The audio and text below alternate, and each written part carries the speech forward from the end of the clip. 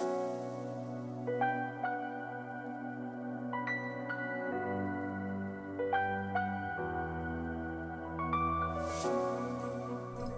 friends, greatest accomplishment in life is not dying before the age of 20 here, bringing you another Dota 2 video on behalf of Dota Alchemy, in which we're going to be talking about how to counter the currently OP meta bullshit heroes of Dota 2 that everybody has been spam picking since the International. And we're going to start with Legion Commander and Abaddon. To counter this purge, you should use the 2x speed button on YouTube. To counter these purges, you need to pick heroes that just don't give a damn about single target purge. In other words, you can pick heroes with massive AoE disables, because then you have two options. You can either simply disable the purger while focusing on some other target, or you can just ignore the fact that the purger purges somebody because you're disabling so many people at once that one single target purge is completely negligible. Good examples of heroes that can do this effectively are Faceless Void with Chronosphere and Earthshaker with Echo Slime into Fissure. Alternatively, you can pick heroes with disables that are straight up not purgeable, such as Enigma with Black Hole or also Faceless Void. So basically, Faceless Void is an amazing counter to both Legion and Abaddon in teamfights. And that brings us to this purple, dildo-headed, constipated-looking son of a bitch right here. Let's break down what this guy does best.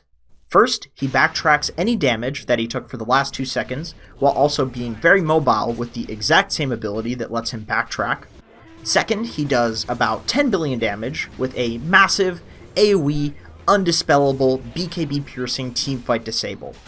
So essentially, he can disable or zone everybody on the enemy team, while simultaneously being able to 100 to 0% kill the most important hero on the enemy team in every fight that he has Chronosphere.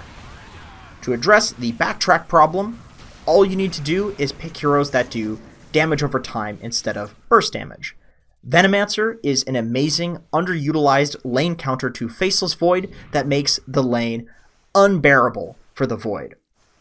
Alternatively, you can play well around the backtrack by picking heroes like Lina and Sand King, who have low cooldown abilities that can force the use of the Time Walk ability, and then you go on him with damage after he uses the Time Walk. Next, let's address the Chronosphere problem. Void can kill anybody with little to nothing that you can do to stop him. So what do? You make yourself important by doing good things in the game, so the Void has to kill you and wants to kill you, but you be unkillable. Pick-wise, Wraith King and Abaddon are great core counters because they are important, but they don't give a shit if they get chronoed because they have a second life built in. Item-wise, Eon Disc is an amazing, also underutilized pickup versus Void that also gives you a second life. Some supports that can counter Void for similar reasons are Winter Wyvern, Oracle, or Dazzle, but these are a little bit harder to execute because you have to avoid getting chronoed, and a lot of the time he can just chrono you, and the problem is what it was to begin with. Next, let's tackle Kotl, Lina, and Marana. I want to tackle these heroes together because I believe that the best and easiest to execute counter to each of them individually also applies equally to the others.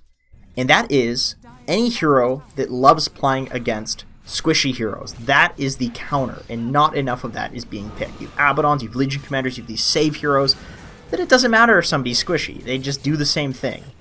But Pudge and Tiny are two heroes that I love picking right now that relish the fact that these insanely squishy supports are picked in the current meta, because at almost any point in the game, they can solo kill these supports in ganks and also in teamfights. The reason that I think these heroes are so effective is because the meta is currently played around mostly heroes that can group up, team fight, heal, not really around these solo pick, squishy punishing heroes like Bounty Hunter, Slardar, Pudge, Tiny, etc. So if you see one or two of these heroes on the enemy team, make sure that you're abusing it by picking these strong solo ganking type heroes. I do want to make a brief mention about Kotl and Marana individually, however, because they have some really annoying pub winning mechanics that should not be left uncountered. Against Kotl, you almost always want to have a hero on your team that can hit the Kotl egg, the ultimate, like Jug, Nakes, or Winter Wyvern from afar.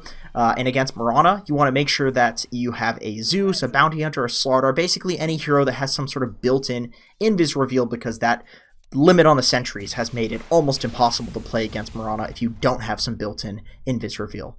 Next, let's talk about OD. Forewarning, I am an offlane player, so naturally my least favorite hero in Dota is probably OD, because all I play is melee strength heroes, and OD completely hard counters melee strength heroes because he just steals so much intelligence from them and then presses R and you die when you're supposed to be tanky. So in my opinion, the best way to counter OD is to abuse the fact that he's a very slow-paced hero, or abuse the way that this hero works when he's strong. Like I said, he hits people a few times, gains a bunch of int, and then one-hits people with the ultimate. In my opinion, if you let OD get strong and he's not countered, you will almost surely lose Dota no matter what your late-game heroes are. Pugna, in my opinion, is the single greatest counter to OD in the game, because Pugna both plays insanely fast and hard counters OD's massive mana costs in the time that OD is strong with the Nether Ward ability. Nyx is also a fantastic counter because the more int that OD steals, the more damage that Nyx does. And because of how Spiked Carapace has been coded, you can't just imprison the Nyx, since he has the ability to Carapace 100% of the time after the imprison goes off and stun and damage the OD, and then you can follow up with a Q and then a mana drain, and the OD is almost certainly going to die from almost full HP. Next, let's talk about that drunk bastard who just never seems to fall out of the meta, even after he's been nerfed so many goddamn times into the ground. Unfortunately, this video is not about shit heroes, it's about good ones, so we're not talking about that drunk bastard, we're talking about this one. Let's take a look at why this hero is currently very good.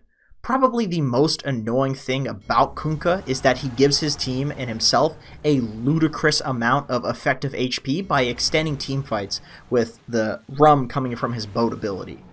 So all you need to do is pick heroes that abuse fights that go for a long time, such as heroes that gain massive amounts of stacks of stats, such as Slark, or God forbid, you can become an OD picker.